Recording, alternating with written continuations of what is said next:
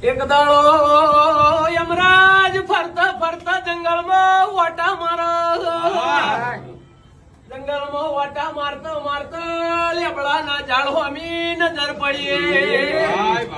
લેબડાના ઝાડે પોપટ બેઠો તો યમરાજ હોમું જોઈને દોત કાઢ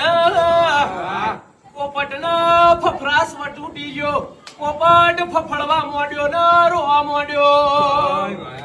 પોપટના બીક પહેરીજી યમરાજ મારી નોકશે મને લઈ જાહે મારો વાહો વૈકુંઠ જાહે પોપટે દોટ મેલીને કૃષ્ણ ભગવાનના વાહન ગરુડ જોડે પહોંચ્યો ગરુડ દેવ જોડે બેહીને ચેવું બોલા ગરુડ દેવ મને બચાઈ લ્યો ને કાલ હવારે મારું મોત નક્કી છે ગરુડ દેવ ભગવાનનું હપાળું કરો પણ મને બચાઈ લો ગરુડ દેવે કીધું હેડ મારા ખભા ઉપર બેહી જા હાથ દરિયાની પાર લઈ જાઉં તને પેલા ગુફામાં બેહારીને મેલી દઉં ગરુડ દેવે ખભા ઉપર પોપટના બેહારીને હાથ દરિયાની પાર પેલી ગુફામાં બેહારીને આયા ગરુડ દેવ વળતા વળ્યા એટલા યમરાજ જોડે આયા ને યમરાજને સવાલ કર્યો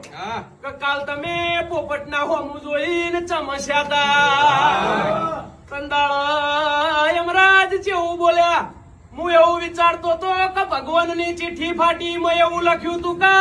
પોપટ હાથ દરિયાની પાર જઈને ગુફામાં મરશે એને એક બિલાડી આઈને ખાઈ જાહે એટલે મને હસવું આવતું તું કાવડું નોનું પક્ષી હાથ દરિયાની પાર ચમનું જાહે એટલામાં પોપટની આત્મા આવી ગરુડ દેવ કે સર તું ચોથી આવ્યો તને તો હાલ ઉતારીને આવ્યો છું પોપટ કે છે મારા મરવાનું તોકણ લખેલું હતું તોકણ બિલાડી બેઠી હતી મને મારી નોશો છે એટલે દુનિયામાં જગતમાં હારું ના થાય તો ખોટું કોઈનું કરવું નહીં બે ઓગણીનું પુન થાય તો કરજો કોકની બાપ વગરની દીકરી હોય તો પરણાવજો ગરીબ હોય તો એનું ઘર ભરી આલજો કોક ભૂસ્યું હોય તો એના ભોજન જમાડજો એટલે મારા ગરીબોના